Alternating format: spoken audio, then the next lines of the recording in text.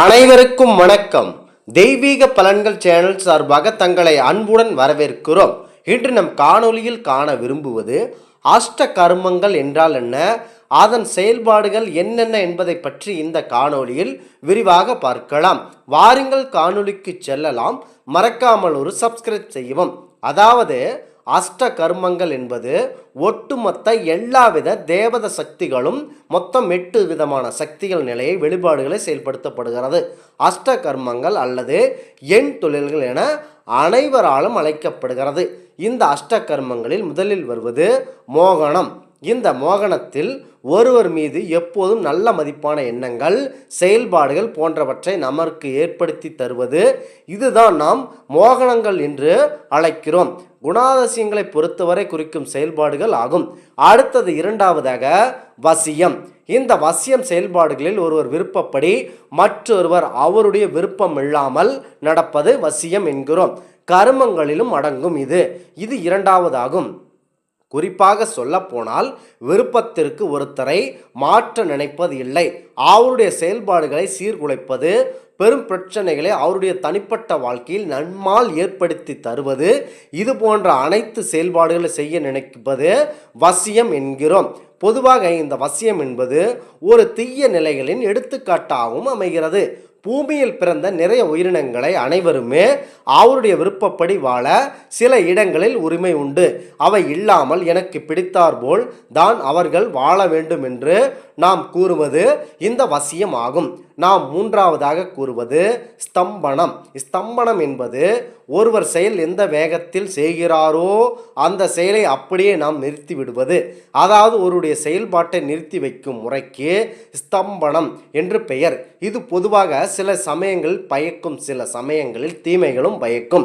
இது அஷ்ட கருமங்களில் அடங்கும் மூன்றாவது நிலையாகும்.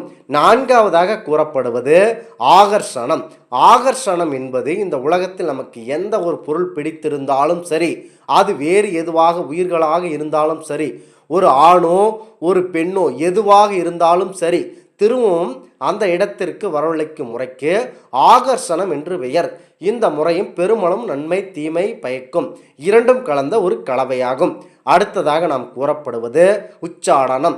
இந்த குறிப்பாக இந்த உச்சாடனத்தில் உனக்கு ஒரு ஆளிடமிருந்து ஒரு விஷயத்தை அவர் மூலமாக அவர் சொல்லாமலேயே தானாக தெரிந்து கொள்ள வேண்டும் என்றால் இந்த முறையை பயன்படுத்தி அவர் கூறாமலேயே அந்த விஷயத்தை அவர் வாயிலிருந்து வரப்பழைப்பது, அல்லது ஒரு குறிப்பிட்ட இடத்தில் ஏதாவது ஒரு விஷயத்தை தெரிந்து கொள்ள வேண்டுமென்றால் அந்த விஷயத்தை அந்த இடத்தில் இருந்து வெளியேற வைப்பது, இது போன்ற செயல்முறைக்கு உச்சாடனம் என்று பெயர். அடுத்ததாக நாம் கூறப்படுவது பேதனம். நாம் நிறைய பேர் சொல்லி கேள்விப்பட்டிருப்போம், என்ன புத்தி பேதலித்து விட்டதா என்று, பைத்தியம் பிடித்து விட்டதா என்று. இந்த பொருள் எல்லாம் பேதனம் ஆகும். இந்த பேதனத்தில் ஒருவருடைய மனநிலையை நன்றாக குழப்பி நிலைகுலைய வைப்பது, அவருடைய ஒட்டுமொத்த மனநிலையும் சீர்குலைப்ப வைப்பது, மேலும் வேறு ஒரு திசைக்கு மாறச் செய்வது, அவர்கள் மனதை அவர்களை விட்டு வைக்காமல் அவர்களை தொடர்ந்து துன்பம் அனுபவித்து வரும்படி செய்தல் போன்ற இந்த முறைக்கு பேதனம் என்று பெயர். அடுத்ததாக நாம் கூறப்படும் வித்வேடனம். இந்த முறைக்கு ஒருவரின் மனநிலைக்குள் ஆழ்மனத்தில் உள்ள சென்று அவருடன் இருப்பவர்களை ஏதாவது சொல்லி அவர்களை பிரித்து வைப்பது, அவர்கள் மனநிலையை மாற்றி வைப்பது, உங்களுடைய நெருக்கமானவரை அவர்களிடமிருந்து பிரித்து விடுவது, இது போன்ற செயல்முறைக்கு வித்வேடனம் என்று பெயர். இது பெருமளவு தீமையை உருவாக்கும். அடுத்ததாக இறுதியாக நாம் கூறப்படுவது மரணம். இந்த முறையை பயன்படுத்தி ஒருவருக்கு உயிர் போக வைப்பது, அல்லது அவர் உயிருக்கு போனால் அவர் கூட வழி இல்லாமல் இருப்பவர்கள் அதற்கு நிகரான ஒரு துன்பத்தை அவருக்கு உயிருடன் இருக்கும் போதே அவர்களுக்கு ஏற்படுத்தி தருவது, இது போன்ற நிலையை தொடர்ச்சியாக அவர்களுக்கு ஏற்படுத்தி தருவது, இதில் அவர்கள் மரணமடைய வைப்பது, இது போன்ற செயல்கள் அனைத்துமே அஷ்ட கர்மங்களில் அடங்கும். இந்த கர்மங்களில் இந்த 8 முதல் 4 வரை உள்ள 4 கர்மங்கள் ஓரளவுக்கு நல்லதும் கொஞ்சம் தீயும் வைக்க செய்யும் வாய்ப்புண்டு.